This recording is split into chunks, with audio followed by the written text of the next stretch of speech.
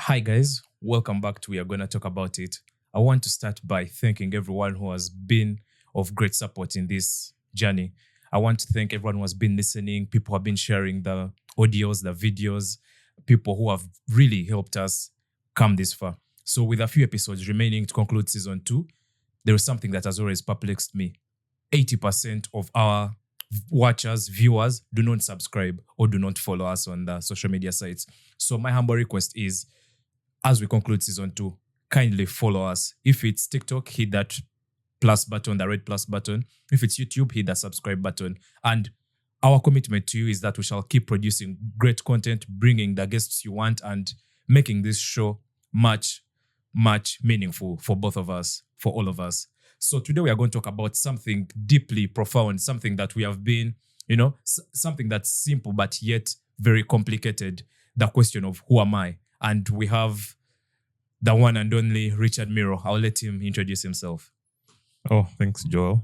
My name is Richard Miiro, and I'm a man on many missions. Yeah, and I'm passionately curious about things like this. Yeah, thank you for having me here, finally. Yeah, thank you for coming.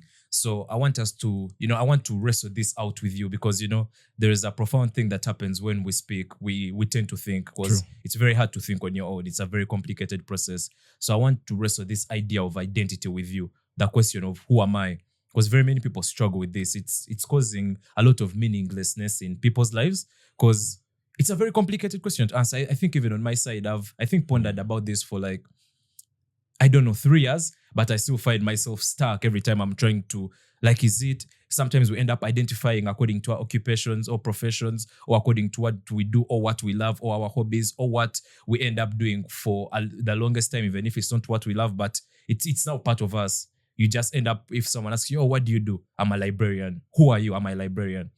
So I want to wrestle this idea with you. What is your take on who am I? What's your approach on that question? How would you answer it in your own perspective? Thank you. For starters, the word identity. I think the etymology of that word, in other words, where it was first used, it's connected to the word sameness. So what repeatedly shows up through you is something that you come to compound and say, I think this is who I am, because it repeatedly shows up. You get, for example, someone could say that I'm a foodie, and they could come to that conclusion because they find themselves having above average appetites, like they want to eat, they want to try out different foods. So it's something that you kind of come to a conclusion because of what repeatedly occurs. But it has a trifecta of things. Some people say that, I'll give an example. When you pour water into a glass, it takes on the shape of the glass. So you'll find that some people would like to identify with what they do. You're right. Like their identity is rooted in, this is what I'm good at, and this is the value I offer the world. Others, it will be an inclination to an institution. I'm Christian, I'm so-and-so, or I'm a politician, or this, to a kind of an institution that has existed for a long time. Others, it might be down to traits, like I am tall and probably maybe I was born to be a basketballer. So, but it starts from a place of, are you curious? Like, to what end? Like, when you find out who you are and to what end? Okay. Yeah. So it starts from a place of curiosity. Curiosity. Yeah.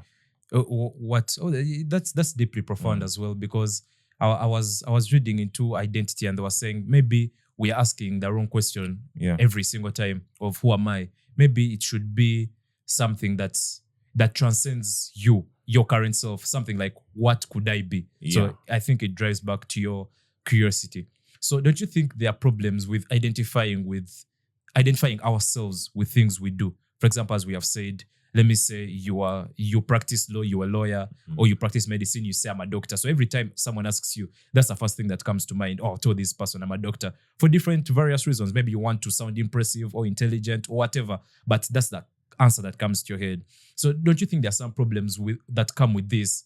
Like, do you think identifying yourself by your profession encompasses yourself, your being in its totality, or it's a bit half-baked? Because at the end of the day, let me say your license to practice law or medicine is taken away. Then do you want to say that you're now nothing since you were a doctor before?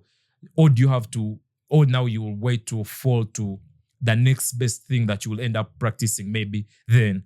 So is our identity subjective? Does it get to do we define it by our current circumstances, or is it something we inherently born with?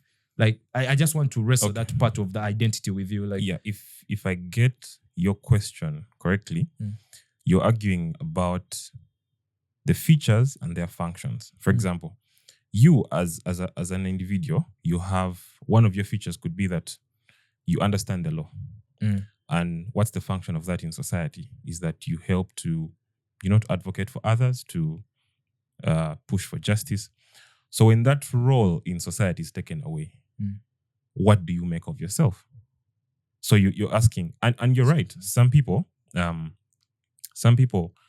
get too intertwined with what they do, and without that role, they feel like they're kind of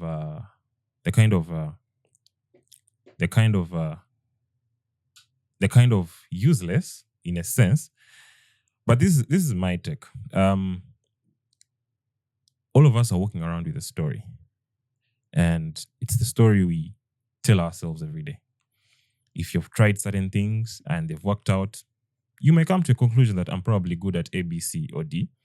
And that story informs your next attempt. If they told you, we have a job offer, we want you to do A, B, C, D. Based on the story you have lived and told yourself, you will come to a conclusion that I can or cannot do what you're asking me to do. So it's a story that is in constant editing. So when it comes to identity, there are things that are nurtured. You will be, for example, I'll give an example of Hamilton. Hamilton's dad was also passionate about racing cars. And so you would argue, was Hamilton born with this special skill set, but they supported him along the way. So if Hamilton woke up today and said, I want to try maybe golf, would we say that he's suffering from an identity crisis? No, it's like you see, when you're living your life, we don't have to box everything. We are watching ourselves. We are both the subject and the observer. There are things you're going to discover about yourself. There are things I could say, or you could say as we're interacting, that you didn't know that you knew. So, so identity is changing. Like I told you, the ideology of you pour water into a glass, and so it takes on the shape of where it is. There are people who are, you could say, mean, but maybe it's because of the glass they were poured into, the families they were raised in, the circumstances they've been through. The people who are indifferent, they don't feel people's pains. They don't, even if you tell them the most touching story, they just don't feel anything. Maybe that's the way they were raised. So it is something that you don't come to a conclusion. You observe, but don't come to a conclusion, because it's ever shifting. And if you ask me, okay, now, what is it about this identity thing? It's because the map, if you're going to travel from one place to another, you need a map. And that map is going to be your guide. There are people who want things that they observe others wanting, which are rooted in those people's identity. For example, if someone is a foodie and they're naturally drawn to cooking food and preparing meals, I could observe you and I say, I also want to do that, but I don't know. It's not connected to me on a deeper level. And when it comes in the real world, when we are competing, they say do the thing that you love and you'll never have to work a day in your life. The people who are in careers that are connected to who they are as a person, they're naturally curious. Those are the people who are researchers. They could consume large volumes of information in a short period of time, make sense of it, and write journals in academia and things like that.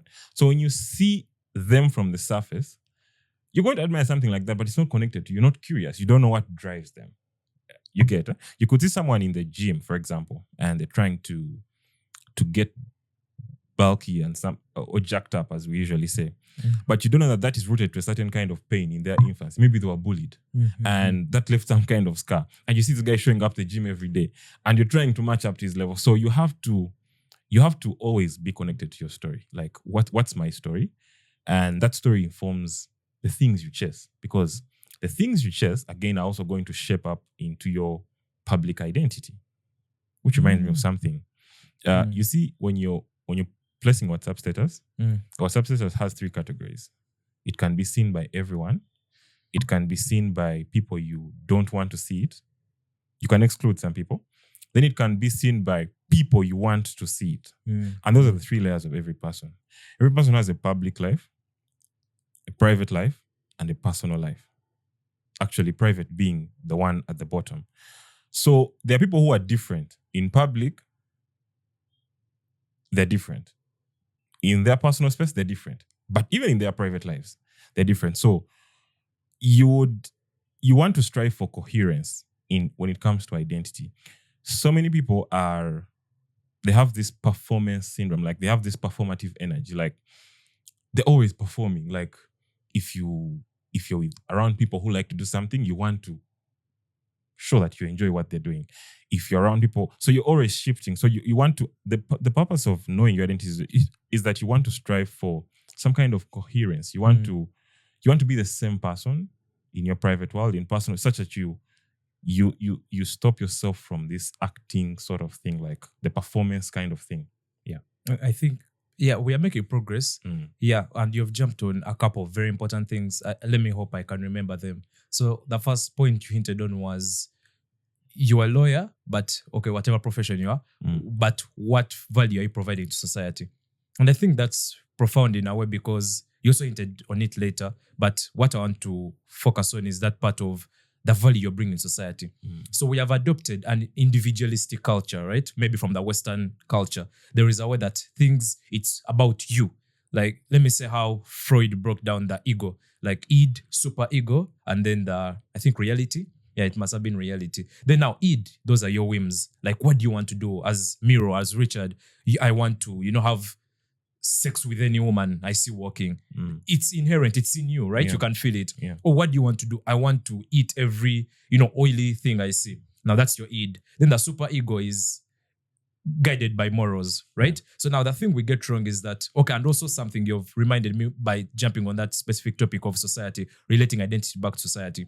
We usually assume that our identity is who we choose to identify as ourselves. I think this can be seen through the identity politics that are currently prevailing. So you can choose to say, for example, it's very common among Americans, and also a little bit of it in Africa. Like, if you met an American who's a conservative and you were maybe a liberal, a modern liberal, you guys might end up fighting just because this person identifies as a conservative. That's their identity, and they have embodied that identity. And it's a bit individualistic in a way.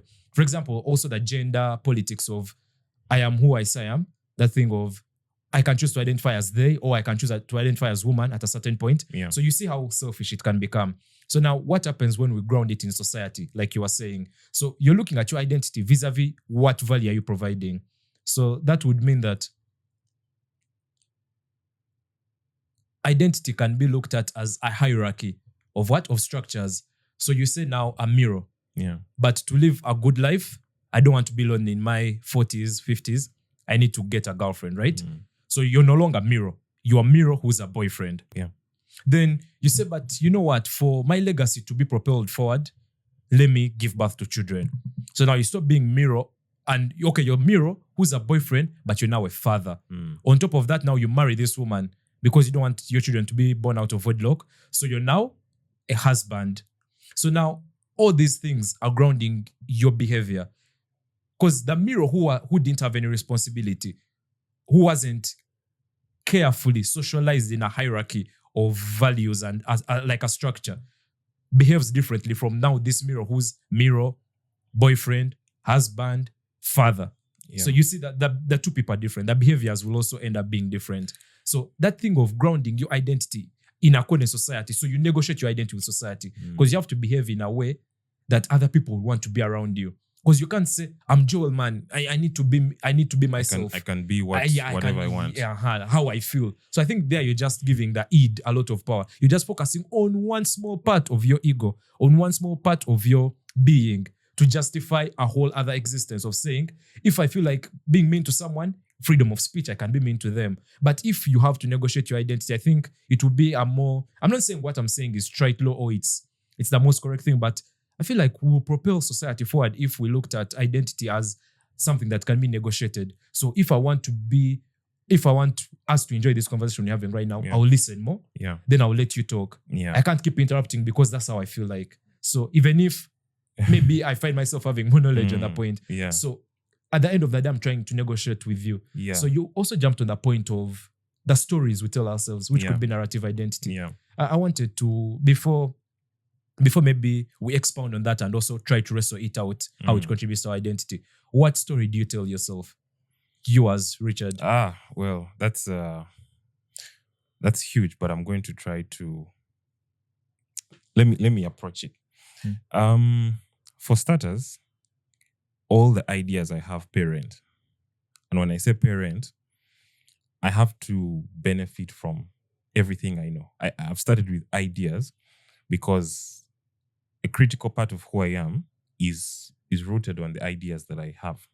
So when I say all the ideas I have parent, when they stop paying rent, I can discard them. Because I noticed that we all have dominant faculties. For me, it's my mind. So everything in my mind and everything I feed it pours so much into who I am or who people see. So when I say all my ideas parent, it means that I am constantly testing them and looking for the fault lines in them. I like to joke with a friend of mine and I ask them that if you wanted to travel to, let's say, a distant part of Uganda, and you asked a bystander, where is Mbale, for example, where is Gulu, or where is Mbara, and they pointed you in a direction that leads the opposite way. And you travel, you cover many kilometers, and then you reach somewhere, and then you ask, but how near are we to Gulu? And they tell you, bro, this route heads to Mbara. For some people, they can't turn around. They would rather insist and travel to Mbara. Yeah. You get like they have come so far to turn around. And that's true for some of the ideas we cherish, the ideas that we love so much. I'm getting your point. Yes. Now we sometimes we cling so much to the ideas that we have that letting them go would be equivalent to cutting off a body part. So we cleave to them. So you asked me, what is the story that I tell myself? I think that story is always changing. And I think, okay, as you continue, that idea somehow ends up being part of our identity. Yes. I'm using an example of myself because for me, like I told you, the ideas I have parent.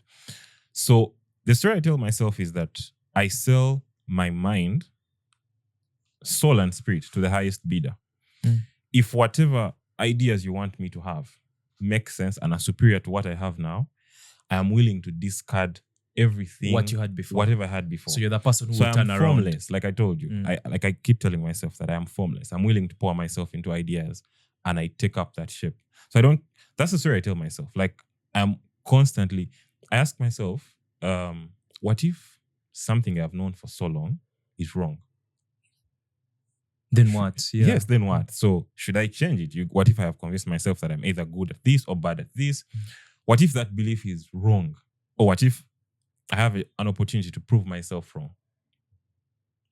So I'm always shape-shifting, and I'm not, and I think everyone should do that. Everyone reserves the right to evolve, to change, to take on new passions, to take on new careers.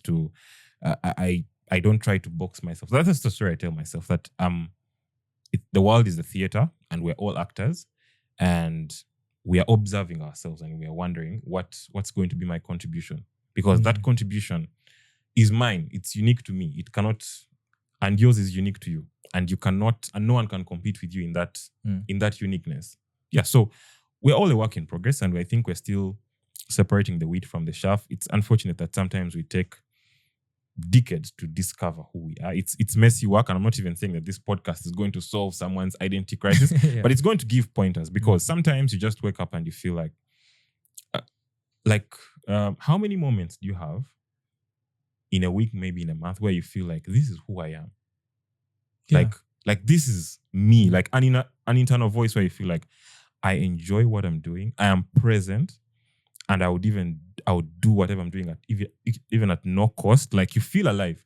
Those moments are a few. People are just on autopilot. Like wake up, show up, do what you have to do, go to bed, and they just have glimpses of presence, like being present in the moment. So that's a story I tell. It's always changing, man. I could read a book, and by the time I'm done with that book, I'm a whole different person. Then I read another book, and I have to discard whatever I've known. So I am open to that, and I also allow people that privilege to evolve. Because you see, when you change from time to time, sometimes it's offensive when you see people change. You could have friends, and they're used to a certain type of Joel. And you wake up and you're like, you know what? Today I don't want to do this anymore. I want to be what? Servant of God, for example. And no one agrees with that. So as much as we reserve the right to change, we should also allow people the right to evolve and just say, okay, maybe their change aligns with what they believe. That's you're jumping on very important things. Yes. Very important themes. I wish we had like 24 hours for this pod, but unfortunately. So you've jumped on that part of, assuming like formlessness. Yes. So you're leaving room for potential. Yes. It answers the question of what makes us human. So let me say our being is the theater, right? You're just a being, but then you have a consciousness. That's the spotlight. So the consciousness makes you aware of what you're doing, right? Yeah. So it's in a way that it makes you experience the being. Yeah.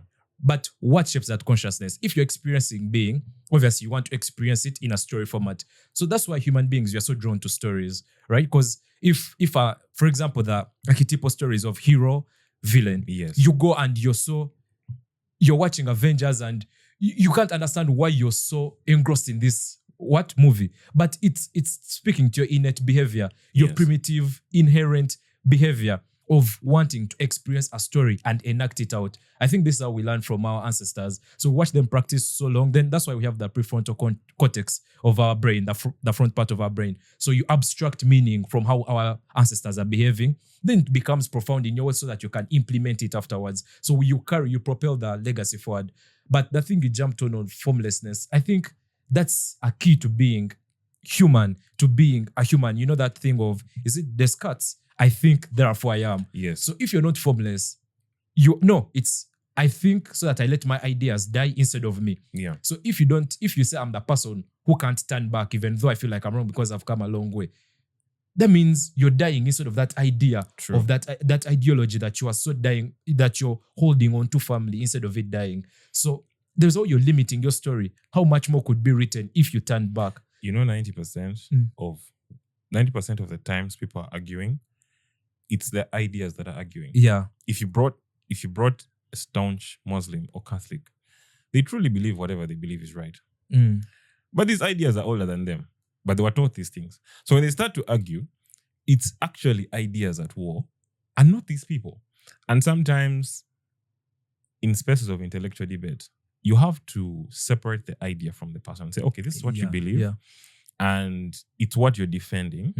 And it's okay to believe what you believe. If I've tried to convince you and I've failed, it's okay. Or if you've tried to convince me and you failed, it's okay. But as a human being, I think you're decent.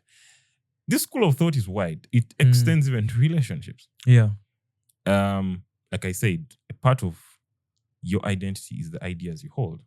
And whatever version of you that the person you relate with, the people that relate with you perceive, is tied to the ideas that you hold. So if your family believes that kindness is a good thing, for example, if you woke up and you no longer value kindness, that version of you has died.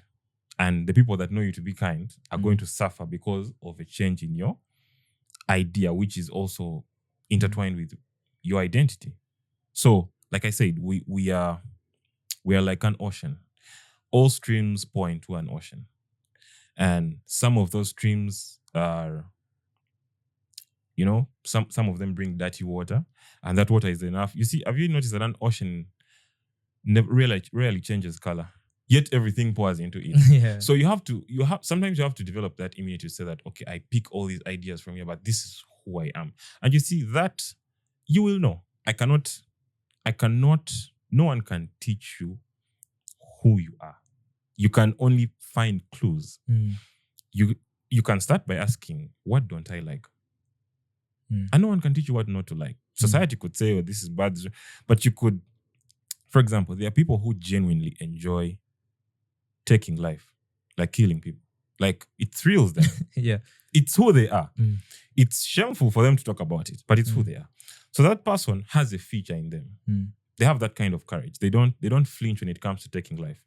That person's perceived dangerousness can serve in the army.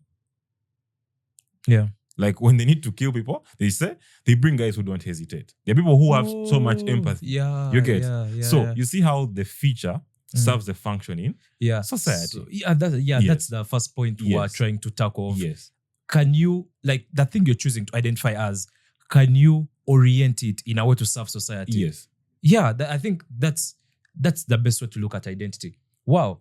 Then there's something also you jumped on. Oh, yeah. That thing of we look at ourselves as actors. You know, that thing, and very many philosophers have jumped on it. Like, people have discussed it. Shakespeare, Carl Jung, that thing of Shakespeare says that we are actors on a stage, right? Yeah. We're acting out a story. But you have to know that story you're acting out. Because even though you choose not to act out a story, you're acting out maybe someone else's story. Yeah. So now it's very good to answer the question, who am I? Because then you're in control of what story are you acting out. Because then you stop being a pawn in a whole big game. It's a very complicated idea to grasp, but essentially that's what they're trying to mean. And also the narrative identity. What stories are you telling yourself? So we're acting out a story based off the stories we are telling ourselves. Yes. You're saying that, yeah? Then that's why micro-programming, I think, works. Now, you know, we are breaking down so many things. Wow. Because if I choose to tell you a story of Miiro, it's okay to be gay. From childhood, it's not shameful. There's no shame in being gay. There's no shame in killing people. Yeah. I can program my child to be a psychopath or gay per se. I'm not saying gay people are programmed, but I'm saying that's also a way, because that's the story now you're telling yourself. If you tell yourself, I'm ambitious, I'm brilliant, you don't have to be brilliant. Yeah. Your story will be brilliant because of the way you act it out. Then I wanted to ask you, if on this story part, if you are like a fictional character in a series or a movie, who would you be? Who would you identify? Oh my goodness, fictional character. I have two. I have Thomas Shelby from Peaky Blinders. Yeah. And then I have Batman. Batman. Yeah. I think those two fictional characters I resonate a lot Why? with them. Thomas Shelby, because oh my goodness. No spoilers, but anyway, he takes on so much stress. You get like so much. He absorbs so much. And for Batman, it's because he has a dual personality. He's Bruce Wayne and he's also Batman. So I have embraced that. I've embraced that there are versions of me that are a secret to myself, and there are versions of me that the public knows. So Bruce Wayne is the businessman, Batman is the superhero who works in the night. Yeah, and then Thomas Shelby, because it's sort of like so connected to the brotherhood.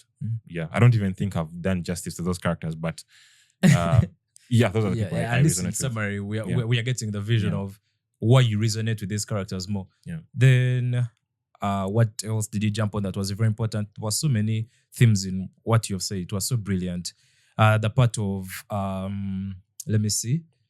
I wanted us to talk about identity crisis, like what causes identity crises, just in like a minute or so. But there was this part the part of your public life vis-a-vis your private life. Yeah, that was a brilliant touch, because some time back I was watching Robert Greene talk about this kind of thing where, according to the individualistic standards we have set in the modern society, most people, when you go to work, right? So let me say you're an artist or you're a musician and you have to take on like maybe a certain character outside. So you come back home and you sit, you're like, man, I feel fake. I mean, I'm facing an identity crisis. But then he was talking about how we were made for a mode of play, right? Yes. This is why if you go out, it's okay to act out a different version of yourself, and it shouldn't feel like you're being a fake version of yourself, because that's necessary to be social. Like the way we said, identity is negotiated. So I can act out a generous, let me say I want to get a girlfriend. I'm not going to go with my whims. I'm not going to say I want to have sex with you on the first night. Maybe if I'm dumb or something. But if I want to get someone to marry, I'll have to take on a different character. which ends up, and when you practice something for long enough, it ends up sticking on you. So I love to be generous. I have to communicate that I can provide. I have to be intelligent. So, you research for this date. You don't just, fall into it. So in a way, you're playing a role, and it's just interesting. I want to give you an interesting quote. There's a quote that says that so many people walk into rooms with their real faces in a room full of people who are wearing masks. Right? Yeah. Yeah. Wow. Yeah. So, in other words, it's very possible for you to interact with someone and they get to know the real you, but you get to know the masked version of them. Yeah. So you're connected to the masked version of them. So Freud, who you like to quote, says there's something called a Freudian sleep, a sleep in character. Like when that mask temporarily falls off. Like, for example, there could be someone who you predominantly know as simple and a chill guy. Then one time something really happens and this guy snaps and you see a version of him that you've never seen. It means that version exists and that mask has slipped a bit and you've seen what exists behind the mask, but they quickly return it. So wow. Yeah. An important thing when you know people, do not ignore the moments where something happens that contradicts everything you know about them. Yeah, true. Then, so in a minute or so, could you explain why people are in identity crises, where there are very many identity crises everywhere you go? At least you can't have a conversation with 10 people without 8 of them telling you I'm facing an identity crisis. What would you attribute that to? Like a simple...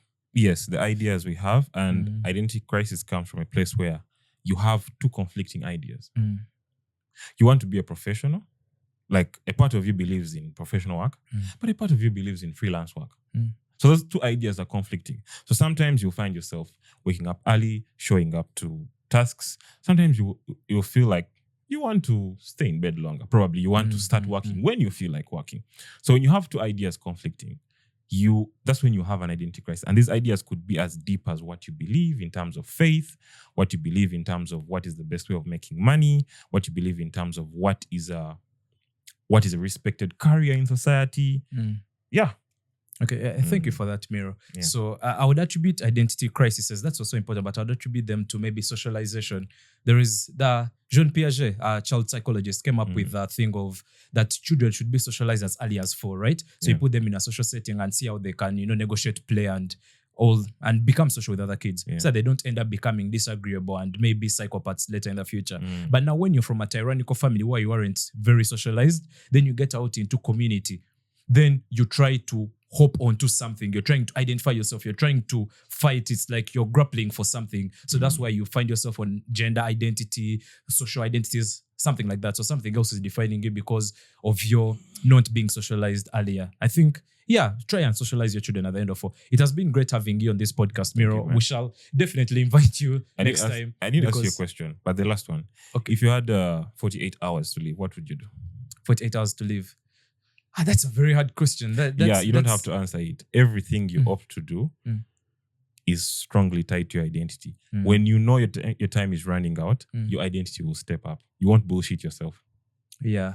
By you the way, just think about it. I think I would love like I've never loved before, right? So I'll let that slip. It means that you're a lover boy at heart and never doubt it. Yeah. I think that sleep mask you've allowed. Yes. Now, if I knew I had 48 hours, I would let the mask go for like... Yes, you'll throw it away. I'll throw it away. Like, people what can now see that I'm a lover. Now imagine if you lived your entire life like that.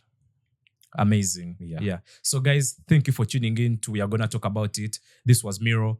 Great guy, brilliant. We have been able to wrestle with some of the difficult concepts and I've left this place a bit more informed about significant, profound things, and we shall continue this conversation because this wasn't enough time for such a profound conversation. But in summary, negotiate your identity in accordance to values that benefit societies. It's a hierarchy, like the Jacob's ladder. So you're negotiating with the highest good you can probably achieve in society, and how does it benefit society? And then identity crises, socialize your children and try and, don't identify yourself with your profession. Find something deep within you, look inward, introspect, and, think so that your ideas die instead of you. Thank you for tuning in. Till next time. Bye-bye.